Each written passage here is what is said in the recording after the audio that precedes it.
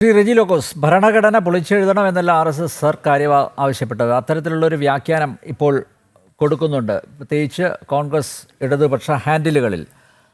നോക്കൂ, അടിയന്തരാവസ്ഥയുടെ 50ാം വാർഷികത്തിൽ ഭരണഘടനയിൽ അംബേദ്കർ എഴുതി ചേർക്കാതിരുന്ന സോഷ്യലിസ്റ്റ്, സെക്യുലർ ആ പദങ്ങൾ എങ്ങനെ അതിൽ കൂട്ടിച്ചേർത്തു? അതിലൊരു ചർച്ച വേണം എന്ന അദ്ദേഹത്തിൻ്റെ ആവശ്യം ന്യായമല്ലേ? ചർച്ച ചെയ്യപ്പെടേണ്ടതല്ലേ ഇത് ഇപ്പോഴെങ്കിലും? അരുതമ്പേറെ ഇതൊരു നിരാശയിൽ നിന്നുള്ള ഒരു അഭിപ്രായ പ്രകടനം അദ്ദേഹത്തിന്റെ.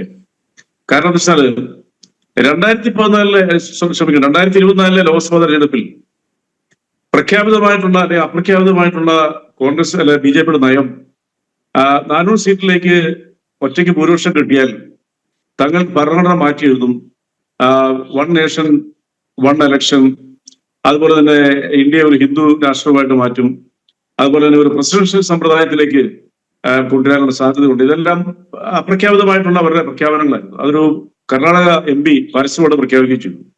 അതിലേക്കുള്ളൊരു യാത്രയായിരുന്നു. പക്ഷെ നിർഭാഗ്യവശാൽ ആ ഒറ്റയ്ക്കുള്ള 400 സീറ്റോ 350 അപ്പുറത്തും കടക്കാനായിട്ട് അവർക്ക് സാധിച്ചില്ല. ഒറ്റയ്ക്ക് ഭൂരിപക്ഷം കിട്ടിയില്ല BJPക്ക്.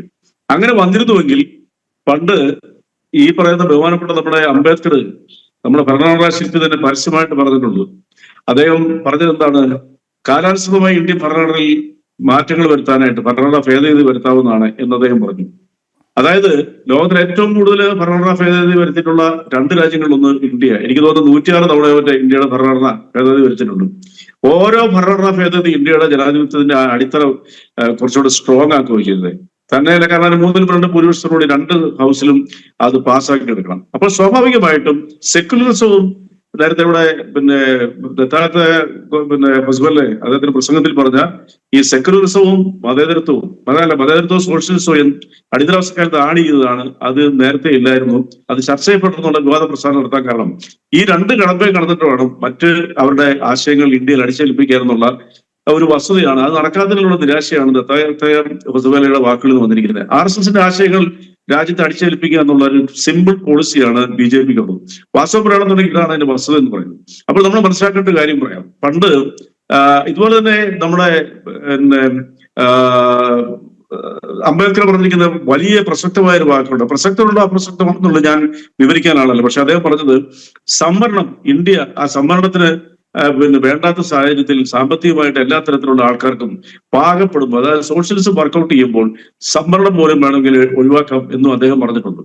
സംവരണ വിരോധികളായ BJPയെ സംബന്ധിച്ചോളം ഇത്തരം കാര്യങ്ങളെല്ലാം നടപ്പാക്കാൻ പറ്റാത്തൊരു സാഹചര്യം വന്നൊരു നിരാശയാണ് ഇപ്പോൾ അദ്ദേഹത്തിന്റെ വാക്കിലൂടെ വരുന്നത്. ഏറ്റവും പ്രധാനപ്പെട്ട കാര്യം എന്ന് പറയുന്നത്, ഇവിടെ വാജ്പേയി സർക്കാർ ഭരിച്ചിട്ടുണ്ട്, ഈ വക യാതൊരു ചർച്ചകളും നടന്നിട്ടില്ല. 2014 വലിയ ഭൂരിപക്ഷത്തോടുകൂടി ബഹുമാനപ്പെട്ട നരേന്ദ്രമോദി BJP സർക്കാർ വന്നു. ഇപ്പൊ 12ാമത്തെ വർഷത്തിലേക്ക് 12ാമത്തെ വർഷത്തിലേക്ക് കടക്കാൻ പോവാ. എന്നിട്ട് പോലും ഇതിനെക്കുറിച്ച് ചിന്ത പോലും വന്നില്ല. അപ്പൊ ഇവരുടെ എയിം എന്തായിരുന്നു എന്നുള്ളത് വളരെ വ്യക്തമായി കിട്ടി. ഞാൻ ഭരണഘടനയെ കുറിച്ച് കൂടുതൽ പറയാനായിട്ട് ആഗ്രഹിക്കുന്നുണ്ട്. ഞാനൊരു ഭരണഘടനാ വിദഗ്ധരൊന്നുമല്ല. റൈറ്റ് ടൈമിലാണല്ലോ ഇത്തരം ചർച്ചകൾ വേണം എന്ന ആവശ്യം ഉന്നയിക്കപ്പെടുന്നത്. അനിൽനമ്പേര്, ഞാൻ അതിലേക്ക് വരുന്നത് എന്തിനാണ് ഇപ്പം ഈ രീതിയിലുള്ള ഒരു ചർച്ച കൊണ്ടുവരാൻ കാരണം എന്നുള്ളത് മതേതരത്വം രണ്ടാമത് കൊണ്ടുവന്നത്. മതേതരത്വം എന്ന് പറയുന്നത് എന്താണ്? എല്ലാ മതങ്ങൾക്കും ഇന്ത്യ ഒരേ സ്വാതന്ത്ര്യമാണ്. യൂണിറ്റി ഇൻ ഡൈവേഴ്സിറ്റി എന്ന് പറയുന്ന ഒരു പദം ലോകത്ത്, അതായത് നാനാത്വത്തിൽ ഏകത്വം എന്ന് പറയുന്നത് ആ ഒരു കോൺസെപ്റ്റ്, ഒരാശയം ലോകത്തിന് സംഭാവന ചെയ്തതാണ്. ഇന്ത്യ എന്ന് പറയുന്ന ജനാധിപത്യ രാജ്യത്തിന്റെ ഏറ്റവും ഒരു സംഭാവന എന്ന് വിശ്വസിക്കുന്നതാണ് എന്നെ പോലുള്ളവർ. ഒരു സംശയമില്ല. അത് ഈ രാജ്യത്തിന്റെ വെളിയിലൂടെയൊക്കെ സഞ്ചരിക്കുമ്പോൾ നമുക്ക് വളരെ വ്യക്തമാക്കാം.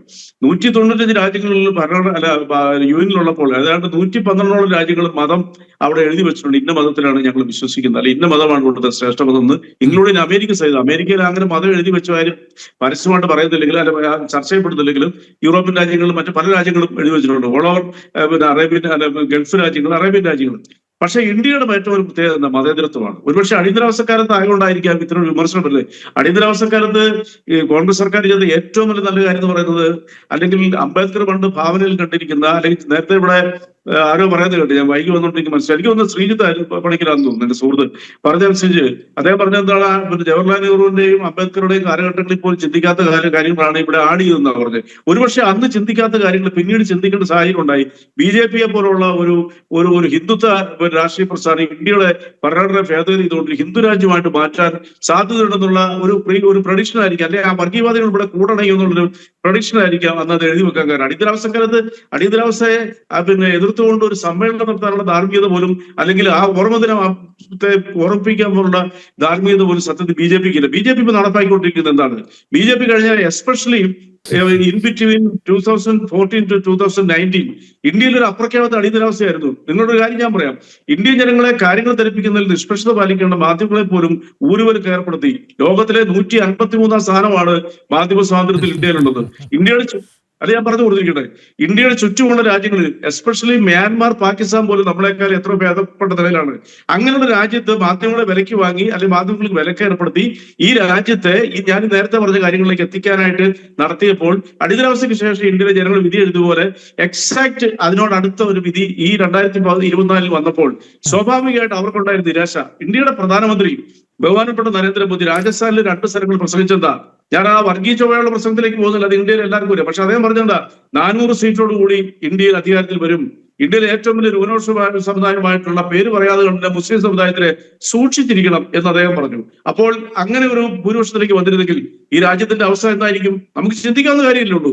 അപ്പൊ അങ്ങനെയുള്ള ഒരു നിലപാടിലേക്കുള്ള ഒരു പാർട്ടിയുടെ ആ രീതിയിലുള്ള അവരുടെ അജണ്ടകൾ അടിച്ചേൽപ്പിക്കാൻ പറ്റാത്തൊരു സാഹചര്യം വന്നപ്പോൾ ആ നിരാശയിൽ നിന്നാണ് വാസ്തവമാണെങ്കിൽ മതേതരത്വത്തിനും സോഷ്യലിസത്തിനും ആഡ് ചെയ്തതിനെ നമ്മുടെ ദത്താത്രേയ ഹോസ്പിറ്റലിലെ ഇപ്പോൾ അത് ചർച്ച ചെയ്യപ്പെട്ടെന്ന് പറയുന്നത് എത്ര നിർഭാഗ്യകരമായിട്ടുള്ള, അല്ല ഞാൻ തുടരട്ടെ, എത്ര നിർഭാഗ്യകരമായ സ്റ്റേറ്റ്മെന്റ്. എന്തിനാണ് മതേതരത്വവും പിന്നെ സോഷ്യലിസവും നമ്മുടെ ഭരണഘടനകളിൽ ആഡ് ചെയ്തു?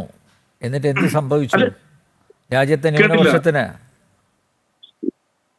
അല്ല, രാജ്യത്തെ ന്യൂനപക്ഷത്തിന് എന്താണ് സംഭവിക്കുന്നത്, അല്ല എന്താണ് സംഭവിച്ചതെന്നുള്ള ചോദ്യത്തിന് നിരവധി ഉദാഹരണങ്ങൾ നമുക്ക് സമർത്ഥിക്കാൻ പറ്റും. താങ്കൾ സമയം തരുവാണെങ്കിൽ ഞാനത് എനിക്കറിയാവുന്ന രീതിയിലുള്ള കാര്യങ്ങൾ പറയാം. ഇപ്പം നമ്മുടെ പിന്നെ പൗരത്വ ഭേദഗതി ബില്ലിലൂടെ പാകിസ്ഥാനിലേക്ക് വണ്ടി കയറ്റി നരേന്ദ്രമോദി.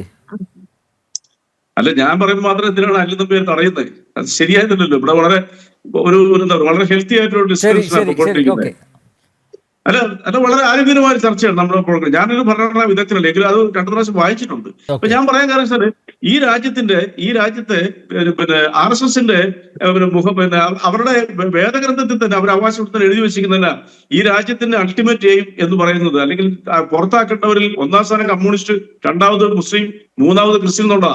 അത് നടപ്പാക്കുന്നതിനുള്ള വേലത്തരങ്ങളെല്ലാം ഈ രാജ്യത്ത് പല രീതിയിലും പല കോർണറിലൂടെ അരങ്ങേറുമ്പോൾ അതിന് പ്രതിബദ്ധമായിട്ട് ഒരുപക്ഷെ ഭാവനാസമ്പന്നമായ രീതിയിൽ മതേതരത്തിന്റെയും സോഷ്യലിസത്തിന്റെയും വാക്കുകൾ ഇന്ത്യൻ ഭരണഘടനയിൽ എഴുതി വെച്ചുകൊണ്ടുള്ള കുഴപ്പം എന്താണ്? അത് ഒറ്റ ചോദ്യം. സോഷ്യലിസം കൊണ്ട് ഉദ്ദേശിക്കുന്നില്ല സമത്വം, മതേതരത്വം കൊണ്ട് ഉദ്ദേശിക്കുന്നില്ല എല്ലാ മതങ്ങൾക്കും തുല്യമായിട്ടുള്ള അവകാശമുള്ള മതേതരം, വർഗീയപരമല്ലാത്ത രീതിയിലുള്ള ചിന്തകളുള്ള ഒരു വലിയ അതാണ് മതേതരത്വം. എല്ലാ മതങ്ങൾക്കും തുല്യമായിട്ടുള്ള ആശയങ്ങളൊക്കെ ഭരണഘടനയിൽ അന്തർലീനമാണ്. റെജി ലൂക്കോസ്, പിന്നെ എന്തിനാ ബോർഡ് വെക്കേണ്ട ആവശ്യമുണ്ടോ എന്നുള്ളതാണ് ചോദ്യം. അല്ല ആയിക്കോട്ടെ, അത് ഞാൻ സമ്മതിച്ചു. നമ്മുടെ ഭരണഘടനയിലെ ആർട്ടിക്കിൾ 11 മുതൽ 16 വരെയും 160 മുതൽ 168 വരെയുള്ള അത് നിരവധി സ്ഥലങ്ങളിൽ പിന്നെ ഘടകങ്ങളിൽ പോലും അതൊക്കെ അന്തർലീനമാണ്. പക്ഷെ അത് സ്പെസിഫൈ എന്ന് പറഞ്ഞുള്ള കുഴപ്പം എന്താണ്? That's my simple question. അത് സ്പെസിഫൈ ചെയ്തുകൊണ്ട് ഇന്ത്യ ഒരു മതേതര രാജ്യമാണെന്നുള്ളവരും അത് അനിൽനമ്പ്യാർക്ക് അറിയാമല്ലോ, ഈ ചാനലിൽ പങ്കെടുക്കുന്ന അംബേദ്കറിനും തോന്നാത്തത് ഇന്ദിരാഗാന്ധിക്ക് എന്തുകൊണ്ട് തോന്നി? ഇത് കേൾക്കൂ. അംബേദ്കർ അതല്ല ഞാൻ പറഞ്ഞത്. നിങ്ങൾ ഈ ചോദ്യം ചോദിക്കുന്ന അറിഞ്ഞുകൊണ്ട് ഒരു അംബേദ്കർ തന്നെ പറഞ്ഞിട്ടുണ്ട്, കാലാനുസൃതമായ രീതിയിൽ ഇന്ത്യൻ ഭരണഘടനയിൽ മാറ്റം വരുത്താനുള്ള അവകാശമുണ്ട്, അല്ലെങ്കിൽ ഇന്ത്യൻ ഭരണഘടന ഒരിക്കലും തിരുത്താൻ പാടില്ലാത്തതാണെന്ന് എഴുതി വെച്ചാൽ പറയായിരുന്നോ? അങ്ങനെയുണ്ട്. ഈ ഭരണഘടന ഒരിക്കലും തിരുത്താൻ പാടില്ലാത്തതാണെന്ന് എഴുതി വെച്ചിരിക്കുന്ന 10-15 രാജ്യങ്ങൾ ഈ ലോകത്തിലുണ്ട്. ഏറ്റവും 1-ാം സ്ഥാനത്ത് നിൽക്കുന്ന ഇന്ന് ഉത്തര കൊറിയയാണ്, ചൈനയാണ്. അല്ല നിൽക്കൂ. അപ്പൊ അത് അങ്ങനെയുള്ള ഒരു ജനാധിപത്യ രാജ്യം. ഞാൻ ഒരു വാചകം കൂടെ പറഞ്ഞു നിർത്തിയേക്കാം. ലോകത്തിൽ എവിടെ യാത്ര ചെയ്താലും നമ്മളൊക്കെ യാത്ര ചെയ്യുന്നവരാ. Where are you from? I am from India പറയുമ്പോൾ അവരുടെ ആദ്യത്തെ മറുപടി എന്താ? India is a secular country എന്നാ അവർ പറയുന്നത്. 90% ആൾക്കാരെ പറയും. ഒരു 10 വർഷങ്ങൾക്ക് മുമ്പാണെന്നുണ്ടെങ്കിൽ അത് പറയത്തില്ലായിരുന്നു, പക്ഷെ ഇപ്പൊ അത് കൃത്യമായിട്ട് പറയുന്നുണ്ട്. അതുപോലെ തന്നെ ഞാൻ കണ്ട ദൃക്സാക്ഷിയെ ഒരു കാര്യം കൂടെ പറയാം, എന്നിട്ട് ഞാൻ ഈ വാചകം നിർത്തിയേക്കാം. ജനീവയിലെ UN ആസ്ഥാനം ഒരു 4 വർഷം മുമ്പ് സന്ദർശിച്ചപ്പോൾ അതിന്റെ ഫ്രണ്ടിൽ ആ പറയുന്നത് ഡയാന ഗാന്ധിയുടെ സ്മരണാർത്ഥമുള്ള ചത്തുരത്തിന് ചുറ്റുമുള്ള പ്ലാക്കാർഡുകൾ മുഴുവനും മുഴുവൻ ഫ്ലെക്സിലും ഇന്ത്യയിൽ മതേതരത്വം എടുത്ത ഇന്ത്യയുടെ മതേതരത്വ അപകടത്തിലാണെന്നുള്ള ഇതായിരുന്നു ബാനറുകളെ കെട്ടിക്കൊണ്ടിരുന്ന വേറെ ഒരു രാജ്യത്തെ കുറിച്ചില്ലായിരുന്നു. ഞാനതിന്റെ സോഷ്യൽ മീഡിയ അക്കൗണ്ടിൽ ഇട്ടിട്ടുണ്ട്. ഇപ്പോഴും ആ ചിത്രം എന്റെ അടുത്തുണ്ട്. എന്തുകൊണ്ടാ ഇന്ത്യൻ ജനാധിപത്യ അപകടത്തിലേക്ക് പോകണമെന്നുള്ള സന്ദേശം ലോകത്തിന് മുഴുവനും പരന്നപ്പോൾ ഈ രാജ്യത്തിന്റെ മതേതര ഭാവവും ഈ രാജ്യത്തിന്റെ സോഷ്യലിസ്റ്റ് ഭാവവും നിലനിർത്താൻ വേണ്ടിയിട്ട് അത് ആഡ് ചെയ്തത് വാസ്തവമാണ് ഭാവനാസമ്പന്നമായ ഒരു തീരുമാനമാണെന്ന് എനിക്ക് പറയാൻ പറ്റത്തുള്ളൂ.